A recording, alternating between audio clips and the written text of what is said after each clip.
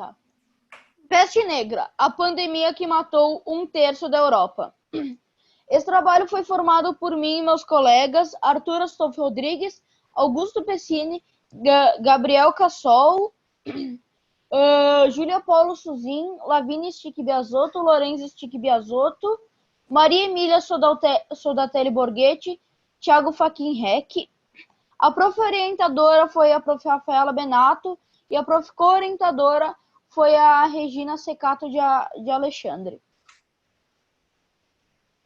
A peste negra foi uma pandemia que matou 1/3 da população na Idade Média. Ela surgiu no meio da Ásia e na Europa.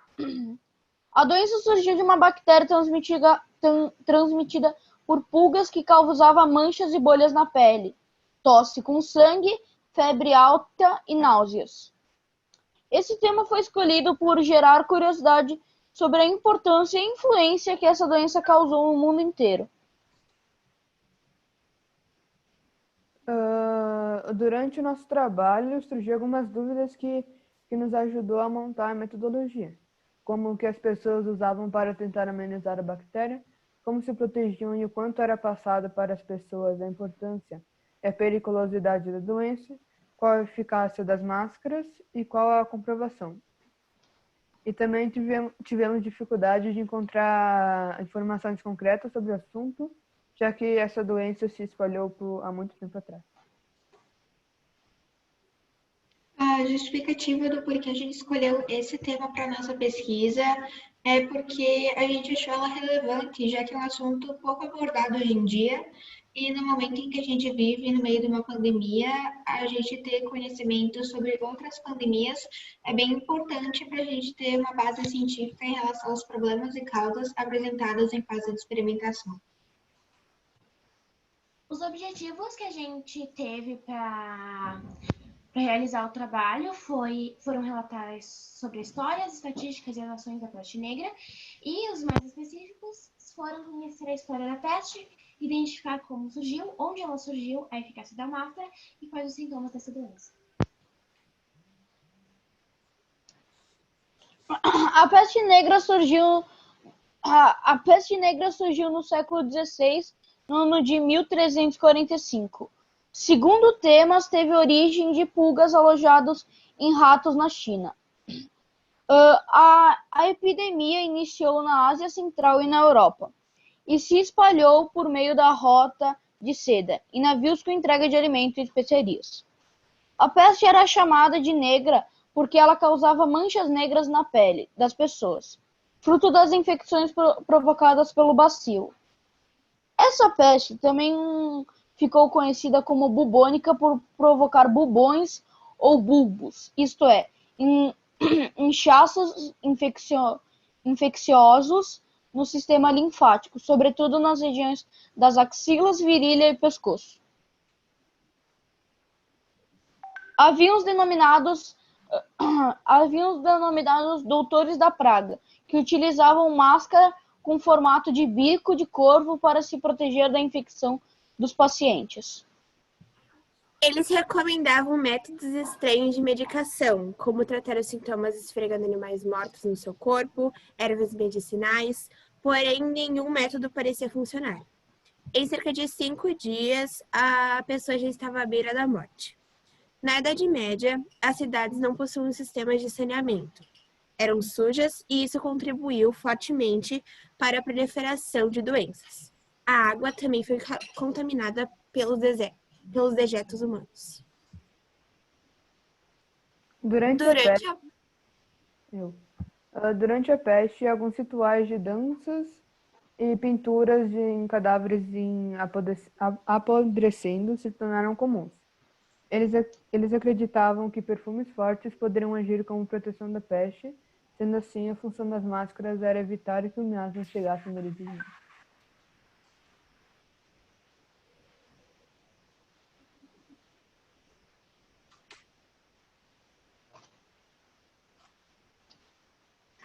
Olá, minha câmera não quer funcionar. Esse é um gráfico que para mostrar como a peste realmente foi uma doença que, né, matou muita gente em comparação às outras.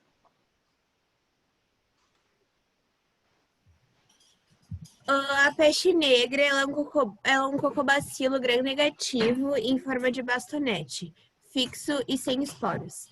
Ela é um organismo anaeróbico opcional que pode infectar humanos através da pulga Xenopsila shops. Do lado direito, aqui tem uma imagem do lado direito é a bactéria fêmea e do outro lado é uma imagem do macho. Alguns possíveis sintomas da peste são alta temperatura acima de 38 graus, calafrios constantes, dor de cabeça muito forte, Cansaço excessivo e ínguas, que elas são mais conhecidas como bubões. Elas ficam muito inchadas e doloridas e elas se manifestam nos gânglios linfáticos. Então, as consequências que isso causa ao organismo são inchaço nos nódulos linfáticos, bubões, que podem adquirir uma coloração meio azul esverdeada por causa da degeneração das células sanguíneas. E nos estágios mais avançados, os gânglios linfáticos inflamados, eles podem se transformar em feridas abertas, que a partir desse momento a bactéria possa ser transmitida por contato.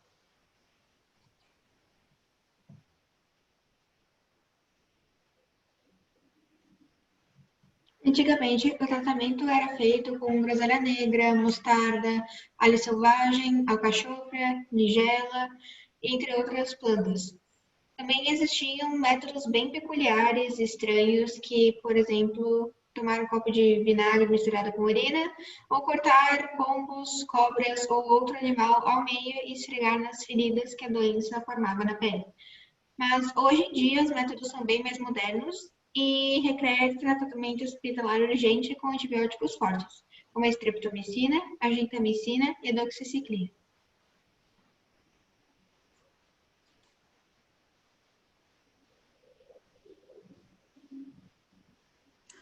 A máscara é um equipamento hospitalar descartável que limita a transmissão de agentes infecciosos por saliva.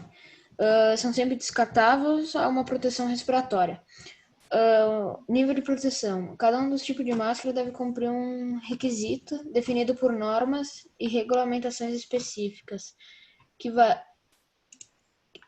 devem cumprir os requisitos definidos por normas e regulamentações específicas que variam conforme o seu país. O período de eficácia da filtração vem sempre indicado no produto e varia em função do uso, podendo ser de 3 a 8 horas.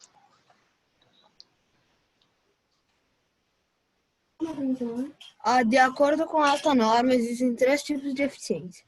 Tipo 1, que inclui as máscaras com um nível de eficiência de filtração bacteriana superior a 95%. O tipo 2, que inclui as máscaras com um nível de eficiência de filtração bacteriana superior a 98%. E o tipo R é a norma europeia, inclui igualmente um teste de resistência a salpicos, segundo o qual as máscaras são classificadas como IR ou IIR, sendo o tipo IIR o mais resistente.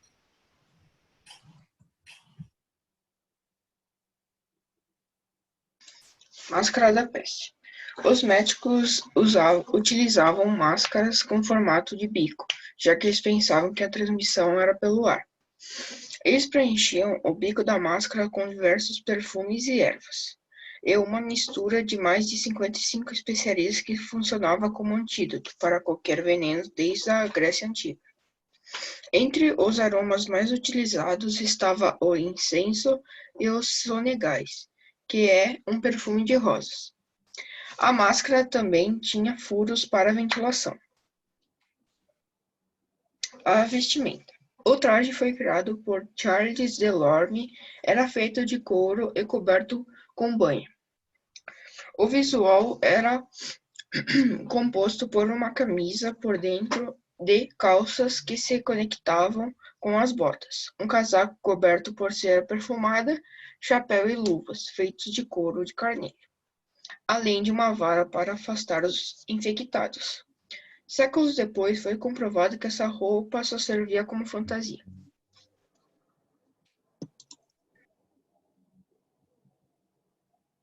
Então, agradecemos ao Colégio Mutirão por nos dar essa oportunidade, a prof. Rafaela Benato por nos ajudar com o trabalho.